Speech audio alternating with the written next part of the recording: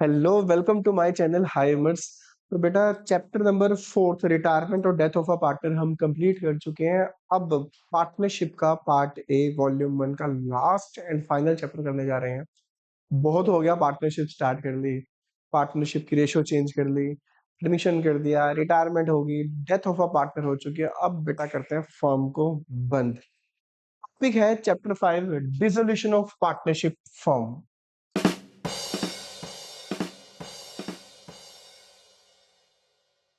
तो बेटा दो टॉपिक है। एक टॉपिक बनता है dissolution of partnership. Dissolution of partnership हम कर चुके हैं।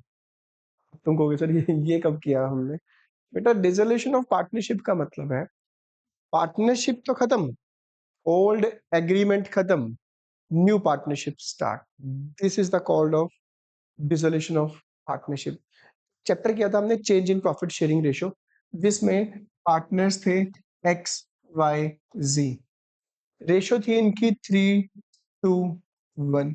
कुछ टाइम के बाद इन्होंने डिसाइड किया कि हम प्रॉफिट को इक्वल डिस्ट्रीब्यूट किया करेंगे। तो इससे हुआ क्या, ये जो ओल्ड पार्टनरशिप थी ये तो होगी खत्म, पर नई रेशो में न्यू पार्टनरशिप स्टार्ट हो चुके हैं। तो this case is called dissolution of partnership. Clear? तो change in profit sharing ratio. Second हमने केस किया था एडमिशन ऑफ अ पार्टनर, जिसमें टू पार्टनर्स है, रेशो थी 3:2। नया पार्टनर आता है जी। पहले पार्टनर 2 थे, अब पार्टनर्स हो चुके हैं 3। रेशो हो गई इनके बीच में 5:3। ओल्ड पार्टनरशिप खत्म, न्यू पार्टनरशिप स्टार्ट। तो change in profit sharing ratio, admission of a partner. फिर एक टॉपिक किया था हमने रिटायरमेंट ऑफ अ पार्टनर, जिसमें पार्टनर्स थे 3:2:1। 3 पार्टनर्स थे, हंसी खुशी अपनी जिंदगी बिता रहे थे। बी कहता है यार बहुत हो चुका है बिजनेस से, मैं बस अब थोड़ा घूमना चाहता हूँ, मैं नहीं बिजनेस को कंटिन्यू करना चाहता। बी बिजनेस छोड़ के जा चुका है। अब पार्टनर बन चुके हैं ए और सी। रेशो बची 3:1। ये वाली पार्टनरशिप खत्म, जो प्रॉफिट इस रेशो में डिस्ट्रीब्यूट करते थे अब इस रेशो में डिस्ट्रीब्यूट हुआ करेगा।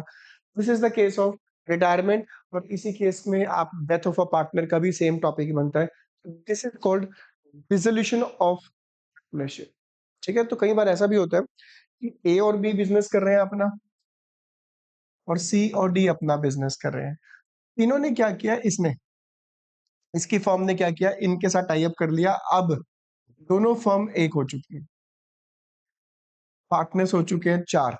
इसको बोलते हैं अमलगामेशन ऑफ पार्टनरशिप फर्म, यानी एक पार्टनरशिप खत्म हो चुकी है, अब न्यू पार्टनरशिप स्टार्ट हो चुकी है। तो ये थे आपके डिसोल्यूशन ऑफ पार्टनरशिप, जिसमें फर्म तो कंटिन्यू करती है, पार्टनरशिप खत्म होती है, बट फर्म बंद नहीं होती, बिजनेस चलता रहता है। ठीक है? ये था। नेक्स्ट जो टॉपिक है, जो मेन हमारा चैप्टर नंबर 5 बनता है, that is dissolution of partnership firm. बेटा पार्टनरशिप फर्म बंद हो रही है, थोड़ा खुद सोच के देखो, एक बार माइंड लगाओ, क्यों बंद कर रहे हैं पार्टनर्स? मान लो बिजनेस चल रहा है, प्रॉफिट्स हो रहे हैं, क्या बंद कर देंगे वो अपने बिजनेस को? नहीं। बिजनेस के बंद होने के कारण क्या हो सकते हैं? या तो बिजनेस को कंटिन्यूअसली लॉस चल रहा हो, काफी टाइम से बिजनेस लॉस में चलता आ रहा है, तब भी कारण हो सकता है बिजनेस को बंद करने का। या हाँ, एक थोड़ा कारण ये भी हो सकता है भाई, कि ये जो पार्टनर्स थे ए और बी, सी भी ले लो चलो, ए कहता है भैया मैं तो बिजनेस को कंटिन्यू नहीं करना चाहता, मैं तो शिफ्ट हो रहा हूँ कनाडा में, काम बढ़िया चल रहा है इनका, कह रहा ना मैं बस अब कनाडा जाना चाहता हूँ। बी कहता है यार मैं यूट्यूबर बनना चाहता हूँ। सी कहता है यार मैं तो फिटनेस की तरफ ध्यान दूंगा, मैं तो अपना पैसा बहुत कमा लिया, मैं अब जिम जुम करके ना अपनी फिटनेस पे ध्यान दूंगा, दैट्स इट। कहता बहुत पैसा कमा लिया, पैसा इकट्ठा हो गया, अब अपनी सेहत पे ध्यान है, हेल्थ इज वेल्थ, वो ये कहता है। तीनों का ही मन कर रहा है, तीनों ही बिजनेस को कंटिन्यू नहीं करना चाहते, कहते हैं यार बिजनेस को बंद करो, ताला लगाओ, बहुत हो गया बस, अब हमारी उम्र हो चुकी है। This is the case of voluntarily, अपनी मर्जी से फर्म को बंद करें। तो दो तरीके से फर्म बंद होती है, एक वॉलेंटरली अपनी मर्जी से, दूसरा होता है by the notice of court. Court notice दे देते हैं, भैया बंद करो। देखो पता क्या होता है, थोड़ा सोच के देखो कि कई बार ऐसा होता है ना कि दो लोगों की आपस में बन नहीं रही ना, तो फैसला कराने के लिए बुलाया जाता है कि भाई ये फैसला कराएगा ना, आपस में डीलिंग नहीं हो रही, घर में कोई लड़ाई हो जाए भाई बहनों की, तो मम्मी फैसला कराती है, पापा फैसला कराते हैं, दो कान के नीचे लगा दिया, वैसे फैसला करा दिया, ठीक है? तो बीच में आना पड़ता है किसी को। सेम ऐसा होता है कि अगर फर्म किसी तरीके से नहीं बन रही आपस की पार्टनर्स में, आपस में सेटिंग नहीं हो रही, तो कोर्ट को इंटरफेयर करना पड़ता है बीच में। पार्टनर्स कोर्ट का दरवाजा खटखटाते हैं कि होता क्या है, by the notice of court. कुछ एग्जांपल देता हूँ मैं आपको। जैसे कि ए बी सी 3 पार्टनर्स हैं। ए आता है बिजनेस में। ए कहता है, डीड में डिसाइड हुआ था, डीड में पार्टनरशिप डीड जब इन्होंने बनाई थी तो उस समय डिसाइड हुआ था कि भैया कोई भी पार्टनर 50,000 पर्सनल ड्राइंग के एक साल में इससे ज्यादा विड्रॉ नहीं करेगा। और भैया जो ए है कहना ही नहीं मान रहे, कभी 30,000 रुपीज निकाल रहे हैं, कभी 40,000 रुपीज निकाल रहे हैं एक साल में, कभी 1 लाख रुपीज निकाल रहे हैं, कभी 2 लाख। डीड को मान ही नहीं रहे। बी और सी परेशान। एक बी और सी कहते हैं भाई निकल जा, ए कहता है ना मैं तो नहीं निकलता। बिजनेस भी करना चाहता है ये, बात भी नहीं मान रहा। ये आता है, इनका रेस्टोरेंट है, ठीक है? सुबह आता है, कहता है अपने एम्प्लॉइज को, इन कस्टमर को बोलता है, अपने कस्टमर को बोलता है भैया पिज्जा है, buy one get one free.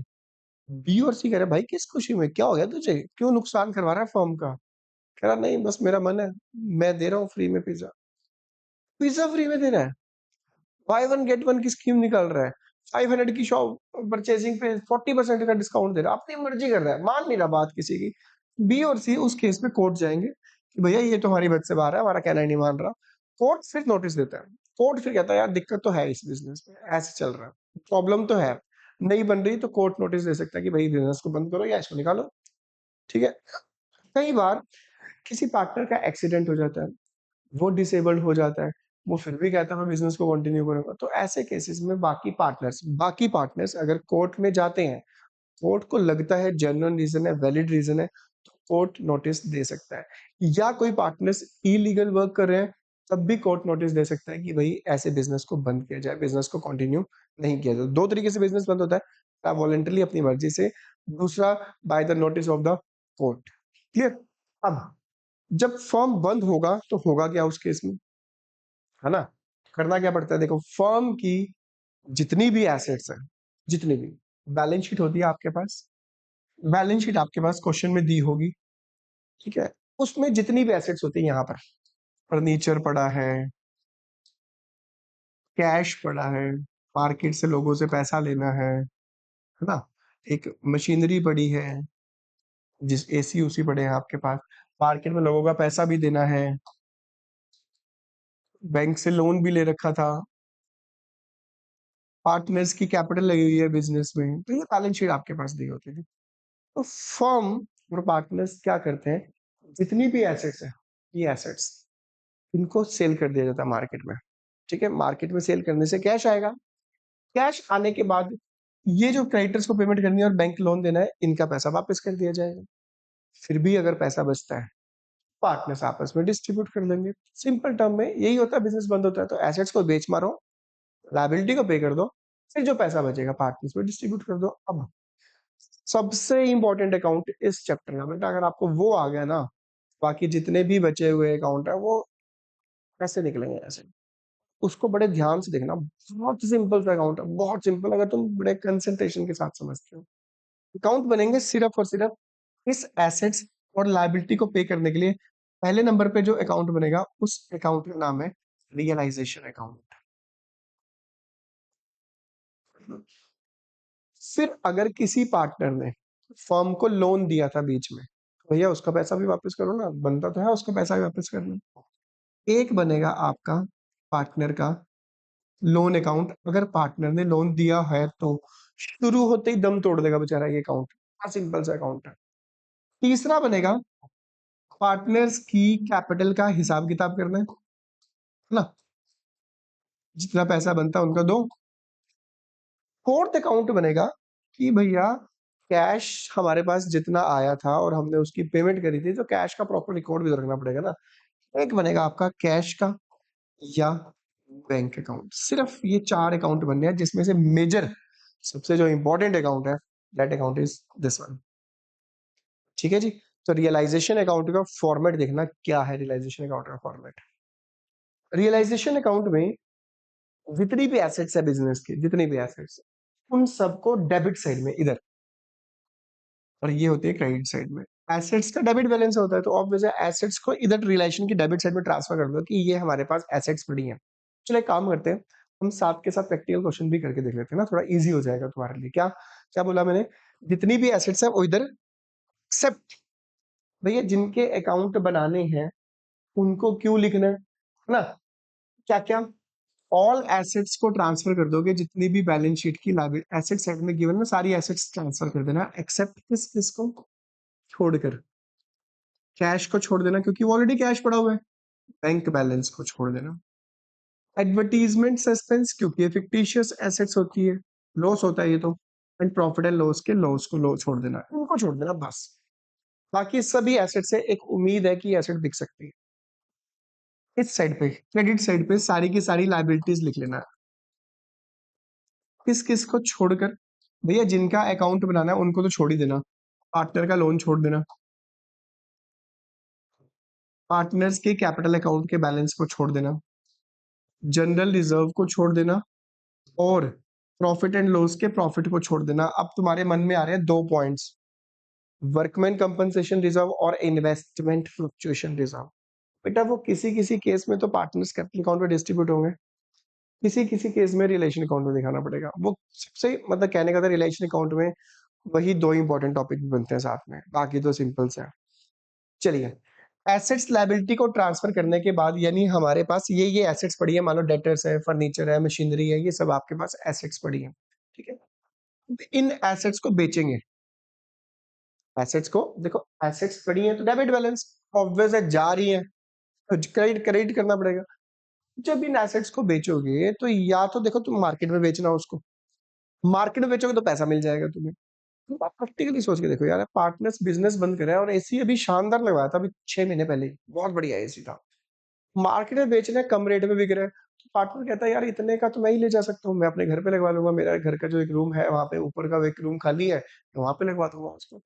कई बार पार्टनर्स फर्म की एसेट मार्केट में ना बेचकर खुद लेके चले जाते, ठीक है।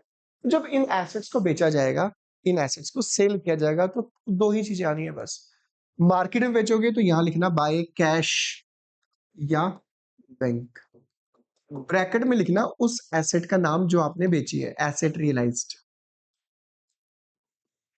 अगर मार्केट में बेचते हो तो कुछ नहीं देखना कितना प्रॉफिट है कितना लॉस हो, बस जितने की बिकी है उतने की बेच दो। अगर एसेट पार्टनर लेकर जाता है, कैश और बैंक की जगह नाम आ जाएगा पार्टनर का कैपिटल अकाउंट, ठीक है, एसेट्स टेकन, बस दो चीजों के अलावा कुछ मत करना। कई बच्चे लिखते हैं फर्नीचर बिका बाय फर्नीचर, भैया फर्नीचर को बेच दिया गया है, कैश बैंक और पार्टनर के नेम के अलावा बेटा कुछ मत लिख देना गलती से भी, ठीक है। देन इन लायबिलिटी की पेमेंट करनी है, पेमेंट करोगे तो यहां पे लिखोगे टू कैश या bank liability paid.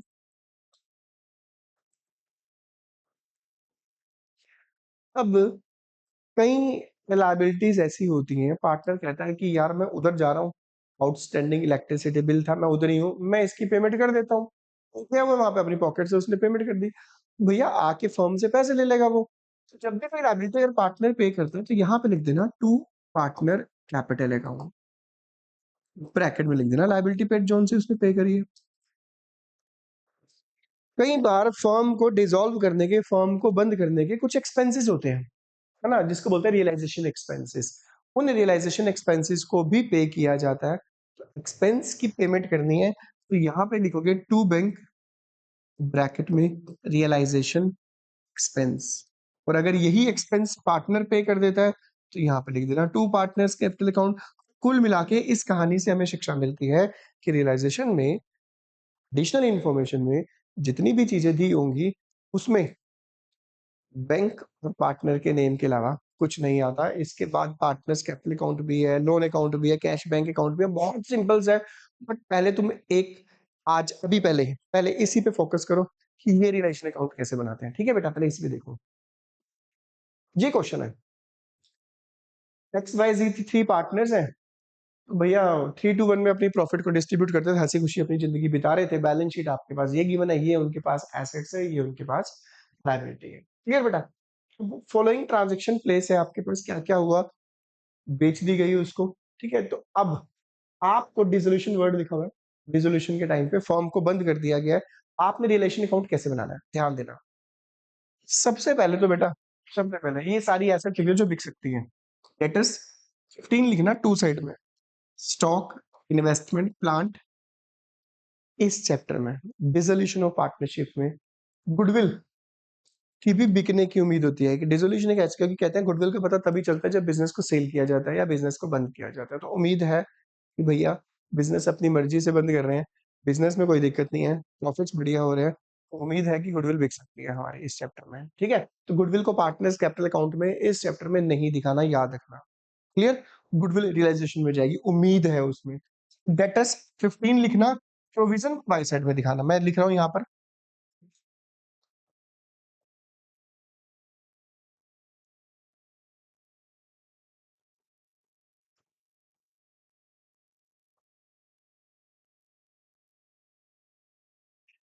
To debtors 15, provision को मैंने बाय साइड में दिखाया।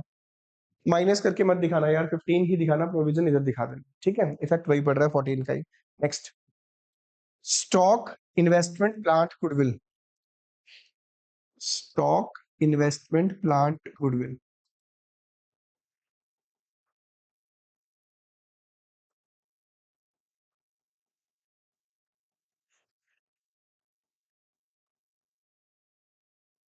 अमाउंट लिख लो,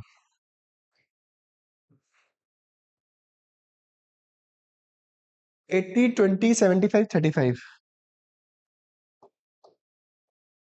20 75 एंड 35। नेक्स्ट, लायबिलिटीज को इधर लिख लो, लायबिलिटीज को, लायबिलिटीज लिख लो।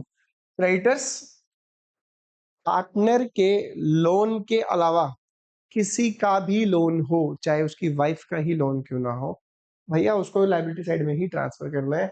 मिसिस एक्स लोन, कई बच्चों के मन में आता है कि यार एक्स पार्टनर है, उसकी वाइफ ने तो लोन दिया है, और भैया एक्स पार्टनर का लोन अकाउंट बनाने के लिए कहा गया है, उसकी वाइफ का लोन अकाउंट नहीं बनेगा। वाइफ तो भैया बंद होने पे बिजनेस पहले पैसे मांगेगी कि हमारे पैसे पहले दो भैया, तो उसको एक्सटर्नल लाइबिलिटी ही मानना है। Creditors, Mrs X loan, X partner है इसका मत लिखना, क्योंकि एक्स का लोन अकाउंट बनेगा।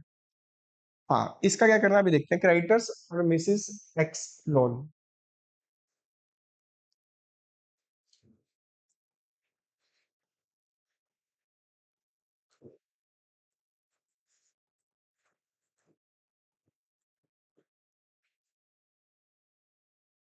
क्रेडिटर्स है 18,500, मिसेज एक्स लोन है 5,000।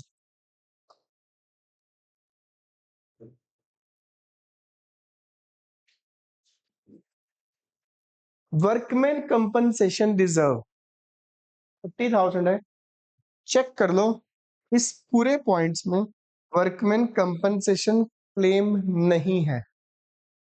अगर वर्कमैन कंपनसेशन क्लेम नहीं देना आपने, तो वर्कमैन कंपनसेशन रिजर्व को पार्टनर्स कैपिटल अकाउंट में डिस्ट्रीब्यूट किया जाएगा।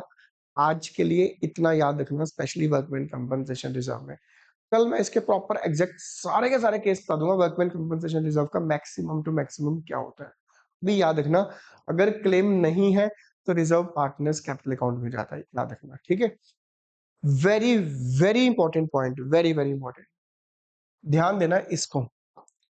इन्वेस्टमेंट फ्लक्चुएशन फंड या इन्वेस्टमेंट फ्लक्चुएशन रिजर्व, आज का तुम्हारा टॉपिक है, याद रखना ध्यान से बेटा। Investment fluctuation reserve partners capital account में सिर्फ और सिर्फ तभी जाएगा अगर क्वेश्चन में इन्वेस्टमेंट गिवन ना हो। बट इस क्वेश्चन में इन्वेस्टमेंट गिवन है। अगर इन्वेस्टमेंट गिवन है तो investment fluctuation reserve partners capital account में नहीं जाएगा, याद रखना। तो भैया जाएगा कहां? इन्वेस्टमेंट फ्लक्चुएशन फंड आप रियलाइजेशन की क्रेडिट साइड में ट्रांसफर कर दोगे, ताकि इन्वेस्टमेंट को सेल करने से जितना भी प्रॉफिट या लॉस हो वो ऑटोमेटिकली ये बियर कर ले। जितना भी रिजर्व है सारा दिखा दो, कितना है रिजर्व? 7,500। तो इन्वेस्टमेंट फ्लक्चुएशन रिजर्व के दो केस बने। आपसे अगर पूछा जाए कि इन्वेस्टमेंट फ्लक्चुएशन रिजर्व को पार्टनर्स कैपिटल अकाउंट में कब दिखाओगे, तो आपका आंसर होगा कि सर अगर बैलेंस शीट की एसेट साइड में इन्वेस्टमेंट नहीं है तो। अगर आपसे पूछा जाए इन्वेस्टमेंट फ्लक्चुएशन रिजर्व को रियलाइजेशन में कब दिखाया जाएगा, तो आपका आंसर होगा कि सर अगर क्वेश्चन में इन्वेस्टमेंट है तो दोनों को as it is same amount से ट्रांसफर कर दिया जाएगा। ये टॉपिक आज का है, इसको याद रखना। क्लियर? चलिए, क्रेडिटर्स ट्रांसफर कर चुके हैं, मिसेस एक्स लोन ट्रांसफर कर चुके हैं, एक्स लोन का अकाउंट बनेगा workman compensation reserve partners capital account में डिस्ट्रीब्यूट होगा। इन्वेस्टमेंट को हम यहाँ दिखा चुके हैं, तो ऑब्वियस है पार्टनर्स कैपिटल अकाउंट में नहीं जाएगा। अब आ रही है बारी एसेट्स को बेचने की, तो भैया ये एसेट्स हैं, इनको बेचना है। अब ये लायबिलिटी है, इनको पेमेंट करनी है।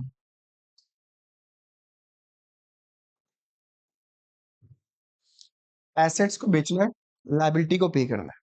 देखते हैं क्या क्या हुआ। X took over the investment 25% more than the book value। चलिए जी, ये इन्वेस्टमेंट थी, यहां पर ये लेकर कौन गया है? X, तो यहां लिख दो by capital account investment taken. कितने परसेंट एक्स्ट्रा पे लेके गया? क्लियर कट मेंशन लिखा हुआ है, 25% ज्यादा में लेकर गया। यानी 20,000 का 25% निकलता है 5,000, तो 20 वाली चीज 25,000 में लेकर गया, ज्यादा में ना मार्केट में बेचनी थी, शेयर्स का प्राइस बड़ा होता है, मैं ही ले लेता हूँ। Next, Y took over debtors amounting to rupees 5,000 at rupees 4,000। Debtors जो थे आपके पास वो थे 15,000 के। 5,000 जो एक पर्सन से पैसे लेने थे, वाई कहता है कि ये मैं अपने आप पैसे निकलवा लूंगा, बट मैं ये डेटर्स 4,000 में लेकर जाऊंगा। यानी 5,000 वाले डेटर्स वो लेकर गए 4,000 में, भी बचे हुए हैं 10,000 के डेटर्स। 10,000 के डेटर से remaining debtors realised 75% of the book value, यानी इनसे 7,500 कैश मिला। ये तो लेकर गया कौन? वाई। कैश लिखना है या बैंक लिखना है? वो क्वेश्चन में बैंक बैलेंस है, तो सारी ट्रांजेक्शन बैंक से करना। फिलहाल यहां लिखो by Y capital account debtors 4,000 में, और डेटर्स को मार्केट में बेचा गया, मार्केट से कलेक्ट किया गया बाय बैंक डेटर्स रियलाइज्ड कितने में? 75%। हमने यहां निकाला 7,500। नेक्स्ट, प्लांट को बेच दिया गया 20,000 में, तो लिख दो प्लांट बिका। डेटर्स हो चुके हैं हमारे, इन्वेस्टमेंट हो चुकी है, प्लांट को बेचा गया है। ये कितने बेचा गया? यहाँ पे लिखा हुआ हमने 20,000 में। बाय बैंक, अगर आप चाहो बाय बैंक एक बार लिखकर उसके नीचे लिख सकते हो सारी एसेट्स का नाम। 20,000 थोड़ा सस्ता बिका प्लांट यार, है ना? 75 का था, 20 में बिका, चलो कोई बात नहीं, क्या फर्क पड़ता है। चलिए ये हो गया। अब आ जाओ इधर, expense of realisation amounted to rupees 5,000। भैया पैसा अगर आ रहा है तो इधर, पेमेंट करी है तो इधर, तो यहाँ लिखो टू बैंक ब्रैकेट में रियलाइजेशन एक्सपेंस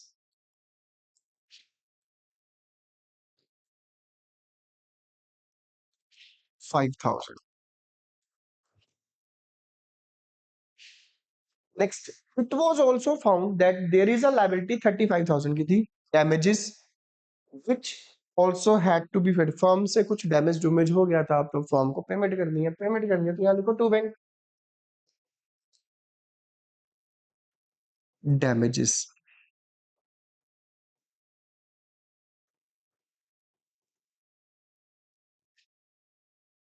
तो ये तो थी हमारी जितनी भी, ये हमने पोस्टिंग कर दी यहाँ पे। तो बेटा अब जो सबसे इंपॉर्टेंट चीज है, मैक्सिमम स्टूडेंट्स का कंसंट्रेशन लेवल आजकल स्टूडेंट्स का इतना कम हो चुका है ना, तो उनको याद ही नहीं रहती कुछ चीज।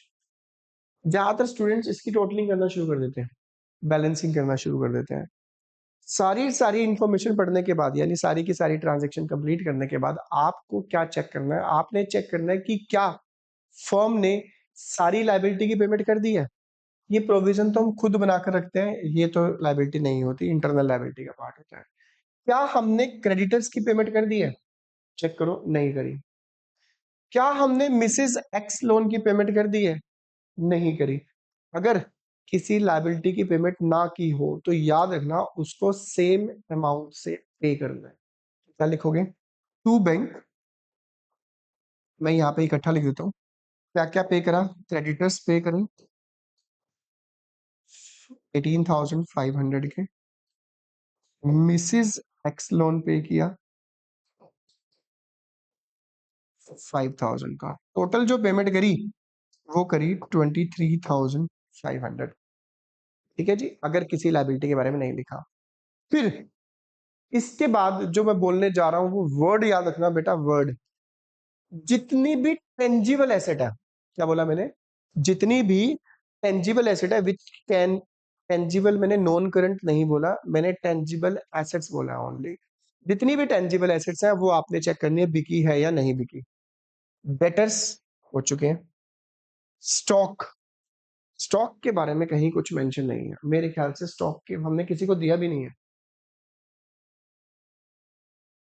स्टॉक के बारे में कुछ नहीं लिखा बेटा। स्टॉक टेंजिबल है, ऑब्वियस देख सकते हैं, उसको छू सकते हैं, इसको सेम अमाउंट से बेच देंगे। इन्वेस्टमेंट लेके जा चुका है, प्लांट भी बिक चुका है। गुडविल तभी बिकेगी अगर क्वेश्चन में मेंशन है तो। रीजन, गुडविल टेंजिबल नहीं है, इनटेंजिबल है। ठीक है, इसलिए मैंने वर्ड बोला। आपने चेक करना है सारी टेंजिबल एसेट अगर बिक गई है कि नहीं, अगर नहीं बिकी तो सेम अमाउंट से बेच दोगे। तो फिलहाल स्टॉक नहीं बिका था तो हम यहाँ लिखेंगे by bank, stock realised, same amount से बेच दोगे। ठीक है जी, तो ये देख लिया, गुडविल को नहीं बेचना। प्रोविजन हमारी इंटरनल लायबिलिटी थी, इन्वेस्टमेंट फ्लक्चुएशन रिजर्व तो खुद ही बनाया होता है, ये थोड़ा ना लायबिलिटी होती है। ठीक है बेटा, यहां तक आपको करना है। देन इसके बाद कर देना है टोटल। टोटल जब तुम करोगे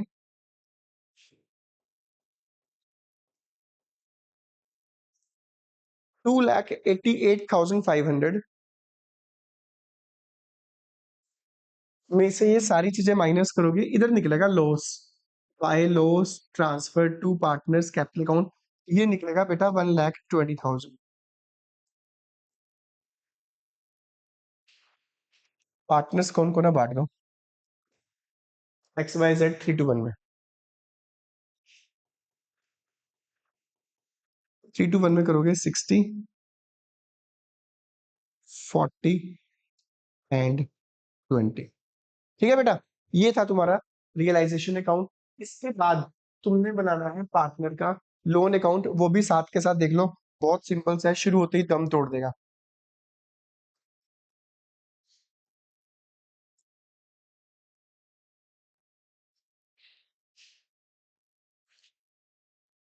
एक्स का लोन अकाउंट,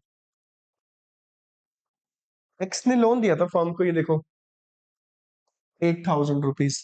बस यहाँ पे लिखो लाइबिलिटी है, लाइबिलिटी का डेबिट क्रेडिट बैलेंस होता है, बाय बैलेंस बीडी 8,000। बेटा फर्म बंद हो रही है, फर्म बंद हो रही है तो पेमेंट कर दो यहाँ पे टू बैंक 8,000, बस दैट्स इट, इतना ही आना है, इसके अलावा कुछ नहीं आना। ठीक है बेटा, देन इसके बाद मैं तुम्हें बताने जा रहा हूँ पार्टनर्स का कैपिटल अकाउंट। ध्यान देना वो कैसे बनाओगे, बड़ा सिंपल सा है, यही बना देते हैं। चलो,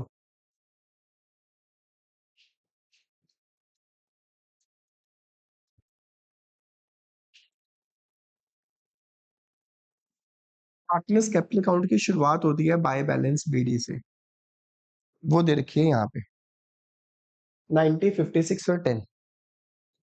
90, 56 और 10,000।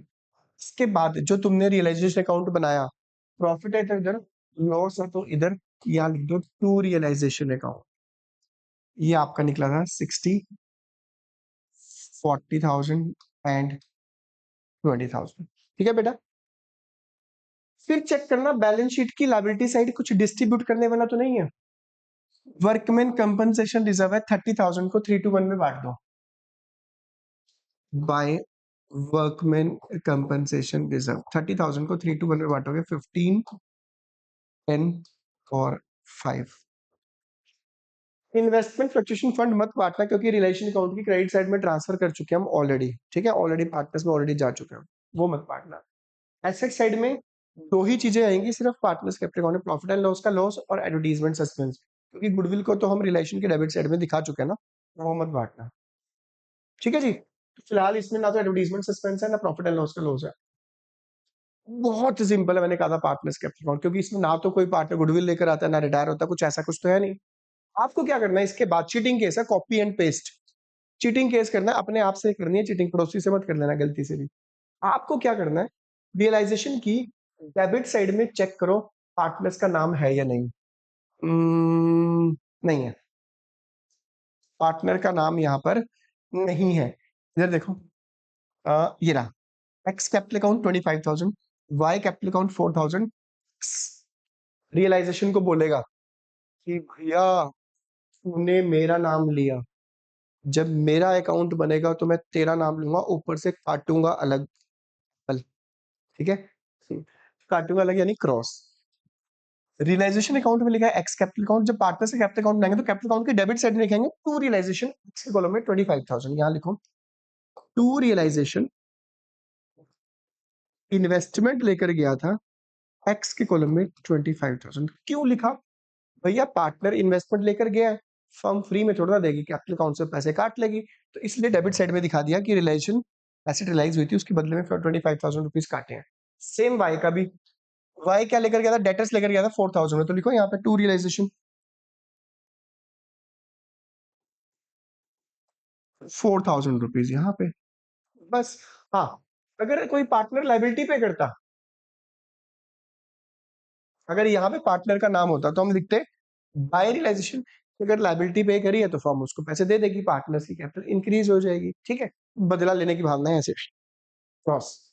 चलिए, बस इस पार्टनर्स कैपिटल अकाउंट में फाइनल, लास्ट में कुछ नहीं करना, बहुत सिंपल सा है, चला जा भाई ऊपर। हाँ, लास्ट में बैलेंसिंग कर दो,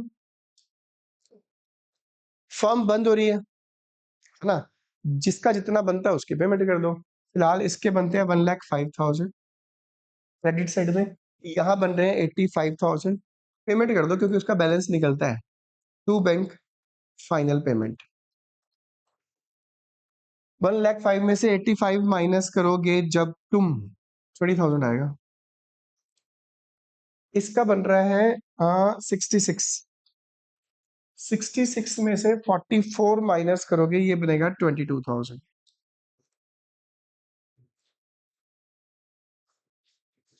ठीक है बेटा। ये भैया थोड़ा इसका इसका नुकसान हो गया फॉर्म का, ये काम खराब हो गया इसका भाई का, इसका तो डेबिट बैलेंस ज्यादा बन रहा है, यानी इसका लॉस ज्यादा है, पैसे कम बन रहे हैं, तो ये तो 5,000 रुपये देगा फर्म को, है ना, तो यहाँ पे लिख दो बाय, कहने का मतलब है जहां पर कम पड़ेगा वहां पे बैंक लिख देना। इसके बाद last account that is bank account, bank account यही बना देते हैं।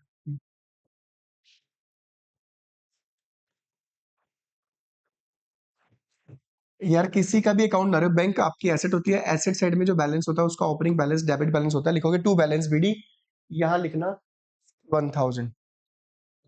तो भैया चीटिंग केस है, चीटिंग केस क्या करना है, सिंपल, इधर देखो बैंक कितनी बार है, एक दो तीन, बैंक रियलाइजेशन को बोलेगा भैया तूने मेरा नाम लिया था, अब जब मेरा अकाउंट बनेगा मैं तेरा नाम लूंगा, ऊपर से काटूंगा अलग, एक दो तीन, तीन बार लिखेंगे रियलाइजेशन, बाय रियलाइजेशन, गलती से भी ये मत लिखना, ब्रैकेट में लिखना जो लिखना है, रियलाइजेशन एक्सपेंस 5,000, फिर बाय रियलाइजेशन जो भी है ये, damages पेड 35,000, फिर बाय रियलाइजेशन क्रेडिटर्स और वो जो पेमेंट करी थी 23,500। यहाँ पे देखो बैंक कितनी बार है, एक दो तीन, तीन बार रियलाइजेशन लिखोगे, टू रियलाइजेशन ब्रैकेट में लिखना जो जो चीज थी, टू रियलाइजेशन 7,500, 20,000 और 80,000। देखो यार बैंक अकाउंट ना वही +1 का कैश बुक है, ये एसेट्स को बेचा था 75-25 इतना बेचा था, तो इधर लिखा है पैसा आ रहा है तो इधर जा रहा है, तो इधर वही रिसीप्ट और पेमेंट साइड जो हमारी कैश बुक होती थी। ठीक है, बस क्रॉस करके लिख देंगे। तो ये लिखा। अब देखो पार्टनर्स लोन अकाउंट ये रहा, to bank by X loan account 8000 partner capital account to bank है। बाय पार्टनर्स मत लिखना, पार्टनर्स के नेम पते हैं। बाय एक्स को पेमेंट करिए 20,000, बाय वाई को पेमेंट करिए 22। इधर जेड ने फर्म को पैसे दिए थे, टू जेड कैपिटल अकाउंट 5,000। ये लिखना भी करके देखो, मैच करके देखो। अगर ये मैच कर गया तो तुम्हारा क्वेश्चन ठीक है, और अदरवाइज क्वेश्चन गलत है। तो ये था तुम्हारा, तुम्हें सारे अकाउंट विद प्रैक्टिकल क्वेश्चन बता चुका हूँ। इसकी प्रैक्टिस करना, मैक्सिमम जितने आपके क्वेश्चन हो सके। ठीक है बेटा। हाँ, मैं तुम्हें क्वेश्चन देता हूँ, वो प्रैक्टिस करके देखना, सिंपल सा क्वेश्चन है।